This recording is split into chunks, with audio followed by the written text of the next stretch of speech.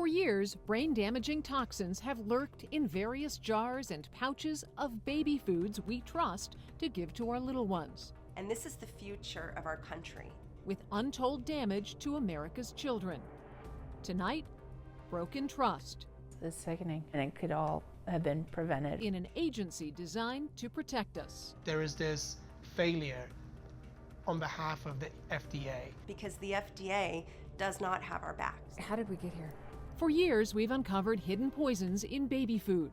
There is no requirement that these companies test for toxic elements like arsenic and lead. I was not aware of that. And who's failed to get it in check. DC is broken. This is unacceptable. Completely unacceptable.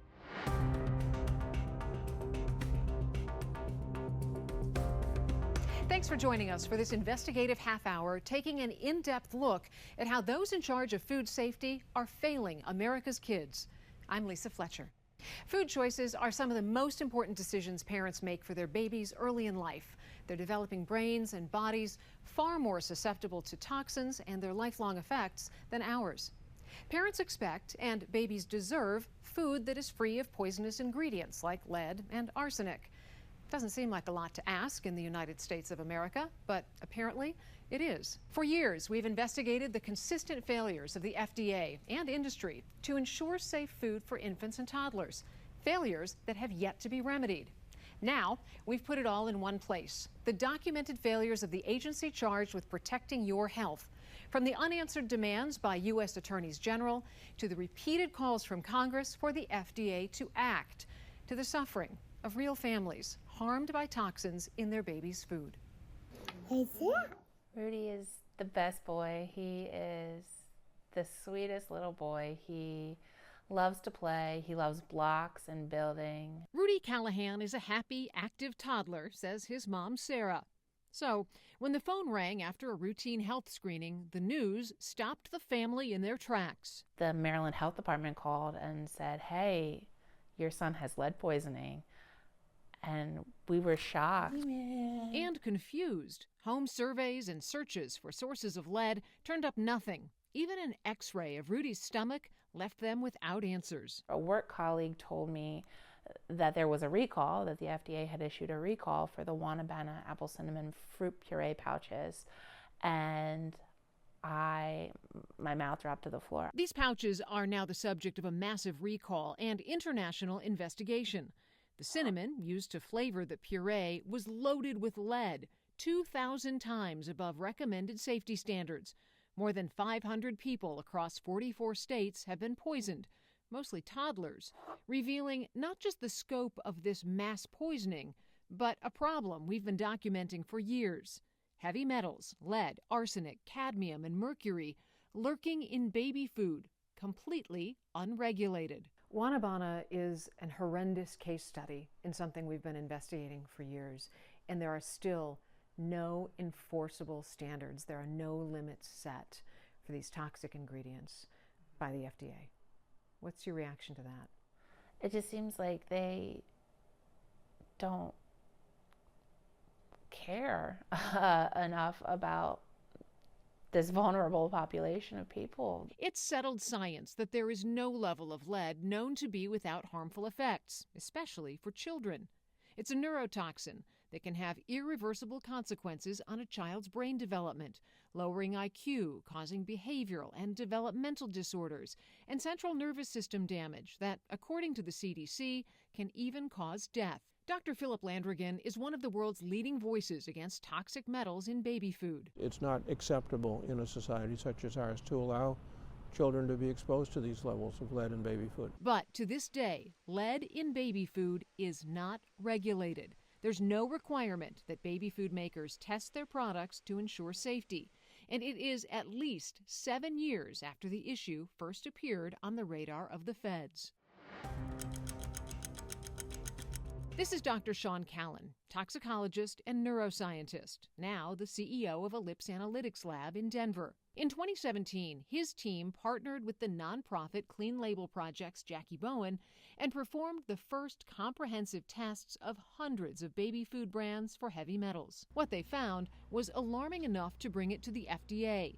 and the agency called for a high-profile meeting that fall. That call ended up being less about what can you do and more about is what we, a Lips and Clean Label project, what we were telling them trustworthy or believable.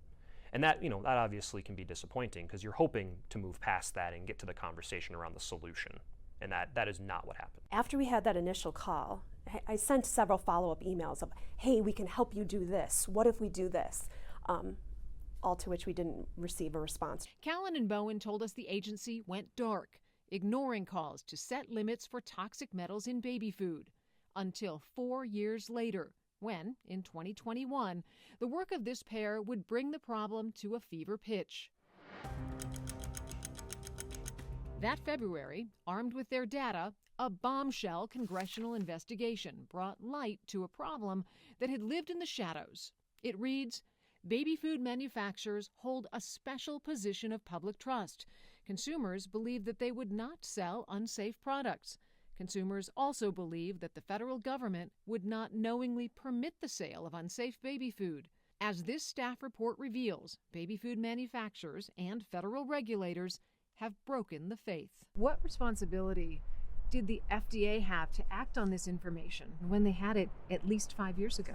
It first of all reflects a failure of government to do its job. FDA needs to establish standards quickly. In my opinion, as a pediatrician, the federal agencies need to act now. The report revealed products as much as 177 times over the limit of contaminant levels set for bottled water. Among the worst culprits for arsenic, rice, common in cereal for babies. The Congressional Investigative Committee concluded that the FDA should require manufacturers to test their products, and the FDA should set limits for heavy metals in baby food. But they didn't. That same year, partisan politics prevailed, and the Baby Food Safety Act, which would have set limits on toxic metals in baby food, failed on the Hill. And 23 state attorneys general banded together to demand the FDA take action within months, not years. Yet the FDA did not set limits and rejected the petition.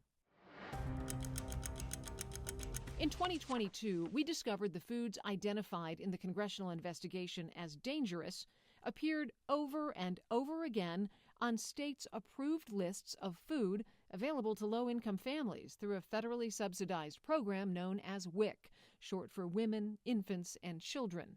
WIC helps to feed nearly half of all infants born in the U.S. by offering families benefits to buy specific foods designated on a WIC shopping list. Devastating, said mom and pediatrician Dr. Anna Marie Temple. You are passionate and angry about contaminants being in baby food. How much worse does it get for you when you find out it's in the WIC program? It's devastating because the illnesses that are going around is affecting disproportionately the families that are economically disadvantaged. And they also happen to get the foods with the heaviest loads of heavy metals. It is unfair, it is unjust. Across the country, in California, lawmakers got sick of waiting for the feds and the FDA to protect kids. They passed AB 899 that forces manufacturers to test their products being sold in California once a month. The law's architect, Al Murasucci. California often leads the country in terms of fighting for consumer protections. It's a done deal in the Golden State, taking effect in January of 2024. We have repeatedly asked for those test results and received nothing, calling into question whether manufacturers are actually adhering to the law in California. Back in Maryland, the Callahans are powerless, waiting to see if lead poisoning impacts Rudy's future. Unfortunately for us, we live our day-to-day life loving him and being happy with him, but I think inside we're always waiting for the next shoe to drop.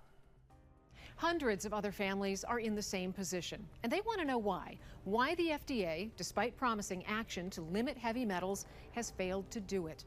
Coming up, our exclusive investigation uncovers erased deadlines and ignored opportunities to get this under control. This is unacceptable. Completely unacceptable. As one lawmaker is losing patience. Our exclusive interview, next. We know about lead in paint and gasoline and the long-standing efforts to clean it up. But how does a harmful toxin like lead enter the foods consumed by babies? It's in the environment. It can get into the crops through soil, water, air, and processing, or even be added intentionally to falsify amounts of expensive ingredients. The FDA's theory about how cinnamon and applesauce became so severely tainted. Lowering levels of lead in baby food requires careful sourcing and testing to find crops that are grown in the least contaminated conditions. It would require baby food makers to closely monitor their supply chain, test their final products, and potentially pivot to cleaner sources. Spotlight on America has pressed the FDA about heavy metals in baby food since 2021, asking critical questions in roughly 50 emails, broadcasting more than a dozen investigations over 3 years, and submitting multiple requests for interviews, all of which have been declined. Responses are often similar, like the FDA takes the issue of toxic elements in baby food very seriously, or the FDA continues to make steady progress on the issue of lead in baby food. When hundreds of kids were potentially poisoned from lead in Wanabata cinnamon applesauce, we compared the FDA data to our own. We contacted every state health department in the U.S. and discovered more kids and states were impacted than the FDA was reporting. After broadcasting that story, the FDA posted a statement that the agency and the CDC were both collecting data and not necessarily comparing notes, making an accurate case count impossible to confirm. Our follow-up inquiry was met with a familiar refrain from the FDA stating, "Our goal continues to be ensuring access to safe foods." Our goal was to sit down with someone at the FDA to talk about the questions we've been raising for years. We asked for an interview for this special, and after 5 weeks of consideration, the agency declined to talk with us. We're not the only ones having a hard time getting answers from decision makers at the FDA. The leading voice on the Hill, who launched the congressional investigation into baby food makers and the FDA in 2021, publicly confronted the FDA's commissioner for the first time in a heated hearing this spring, frustrated that 3 years have gone by, little's been done, and kids across America are still consuming foods loaded with toxic heavy metals. While baby food is no longer on Congressman Raja Krishnamurthy's shopping list, it is still high on his list of concerns. 3 years have passed since his investigation, and kids across America are still consuming foods loaded with toxic heavy metals. How did we get here?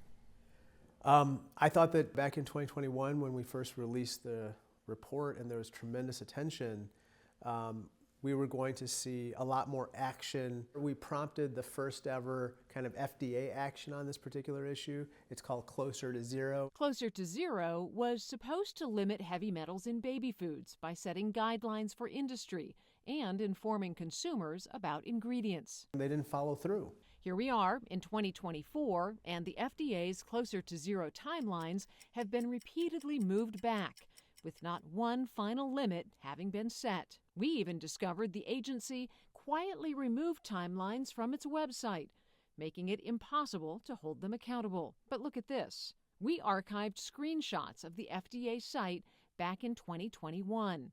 And you can clearly see what the agency promised: limits for lead and arsenic by April of 2024.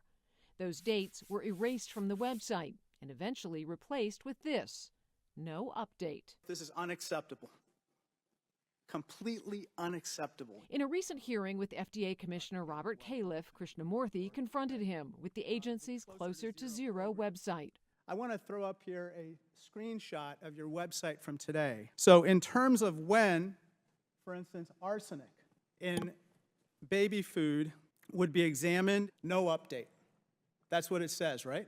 I'll take your word for it. I can't see it from this distance. Quite frankly, sir, I respectfully say that your Closer to Zero program at this point is closer to zero updates. And that's very, very disturbing. Califf did not respond further to Closer to Zero.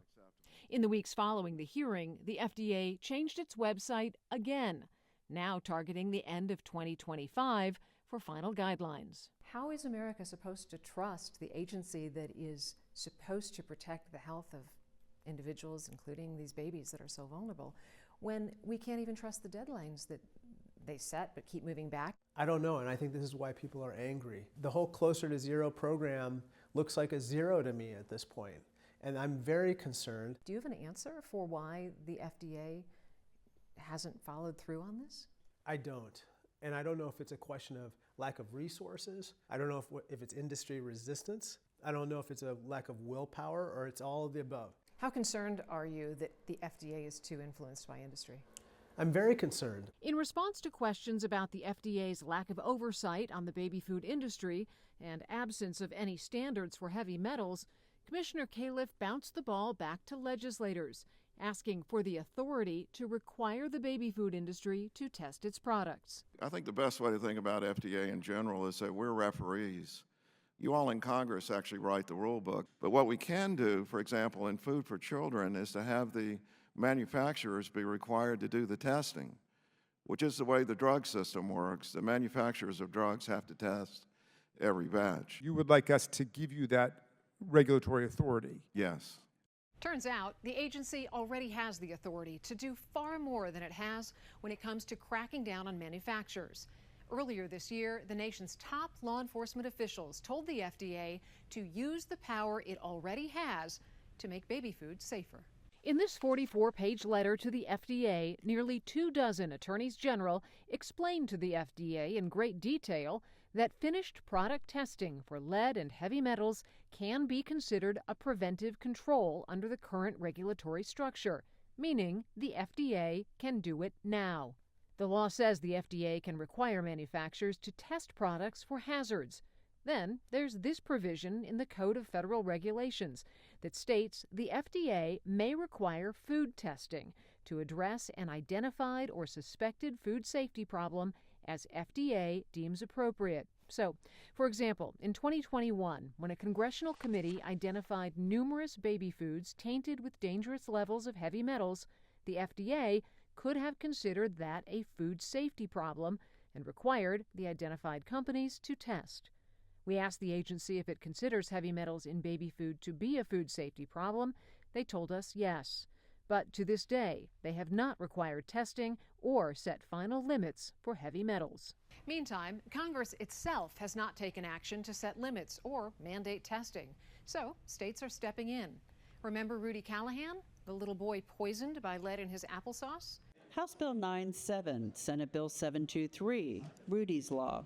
He is enshrined forever in a Maryland state law. Rudy's Law, signed just this May, will require manufacturers to test their products and eventually make the results available to the public with a QR code right on the jar. The law's architect, Jason Nunez, said it started with our investigations. I was watching the news, I saw your story, and right away I knew that we needed to act. I mean, the truth of this is that Congress has had every opportunity in the world for years to get this done, and it's become a partisan issue. Yes, the FDA has had every opportunity in the world to get this done for years. Should U.S. legislators and the FDA be taking a cue from you, given that you got this done in 90 days? They have to step it up. They have to step it up. Children are being hurt. They eat this food every single day. You met the Callahans, you met Rudy. How much did putting a little face and a little tiny body on the information change or motivate even more what you were doing? Oh yeah, I lit a fire for sure. Several other states are now considering similar legislation to make baby food safer. And as manufacturers navigate the new laws that will change the landscape of their business, there's a massive effort to hold them accountable in court. Inside, a scathing legal battle. Next. The government has failed to hold baby food companies accountable for toxins in their food, but the nation's courts could be on the verge of doing it themselves. Leading attorneys are getting their hands on documents and correspondence they say proves a willingness among manufacturers and the FDA to ignore the issue. No attorney has explored the problem deeper than the one you're about to meet. He represents more than 3,000 families. Thousands Thousands of kids are suffering from ADHD and autism that their parents say can be traced back to the food they ate at the most sensitive time in their lives. And once parents learn of this, it's obviously a tremendous shock. It was this hidden threat in the food that parents simply had no idea about. Pedram Esfandiari, partner at the Wisner-Baum law firm, launched the groundbreaking legal battle against several major baby food makers, alleging they knowingly sold food with astronomical amounts of toxic metals, saying their malicious recklessness and callous disregard for human life has wreaked havoc on the health of countless vulnerable children, all so that the defendants could maximize profits while deliberately misleading parents regarding the safety of their baby foods. As you built your case, you tracked down leading doctors and scientists to determine the true impact of heavy metals on kids. What did you learn? If there is an exposure to a toxin like lead or arsenic, which let's not forget, that's rat poison, what we're talking about when we're talking about arsenic, and lead is a historically well-known neurotoxin, the doses of exposure that have been associated with causing brain injuries in children are extremely low. But, says Esfandiari, a failure by the government to regulate the manufacturers and a failure by the manufacturers to regulate themselves has put families in a position of neither trusting the FDA nor baby food makers. And that is a pretty important story that we want to tell the jury. And we're going to say, listen, there is a reason for this. There is a reason why this specific child ate contaminated foods and suffered brain injury. It's because of the lack of laws and regulations. There is this failure by the FDA in properly regulating these baby foods. And as American history has taught us over and over and over again, from cigarettes to pesticides to car manufacturers and now unfortunately baby foods, it's never a good idea for industry to regulate itself. Our reporting from years ago uncovered and validated the fact that the FDA has known about these issues for, at a minimum, 7 years. Yet they did not act. Why do you think they haven't acted, and what has been the cost of their inaction? I think there is numerous reasons why the FDA has been slow to act or not acting at all. And in fact, we've seen documents from the FDA itself stating that one of the main issues it's had in regulating baby foods has been the lack of resources. They simply haven't had enough money, which is kind of bonkers when you think about it. Has the discovery process unearthed any information about the FDA's inaction on the issue? I'm limited in what I can talk about because a lot of the information is under seal. What I can say though is the discovery we have gotten to date indicates that historically there has been a pretty cozy relationship between the FDA, specifically the food division within the FDA, and certain baby food manufacturers.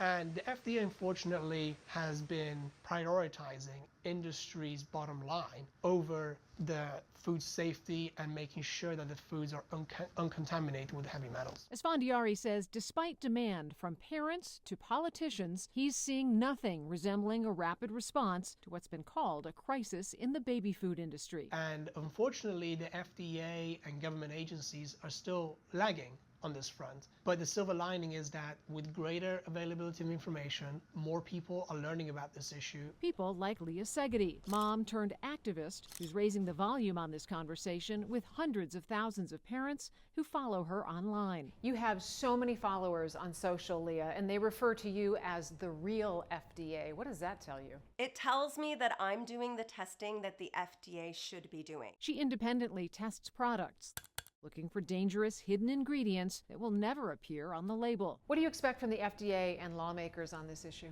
I expect the FDA to implement proposed limits for lead and cadmium, mercury, and arsenic for babies to keep them safe. We should not have to be chemists, and we should not have to be sending this baby food off to the lab, but that's kind of what needs to happen right now because the FDA does not have our back. She says until baby food makers are required to test their products and inform consumers, she's going to keep testing products and letting Americans know what she finds. As a mother, I'm very concerned with what babies are eating across the United States, and I really feel like the FDA needs to grow a pair of cast iron ovaries and implement changes so that we can all protect our children.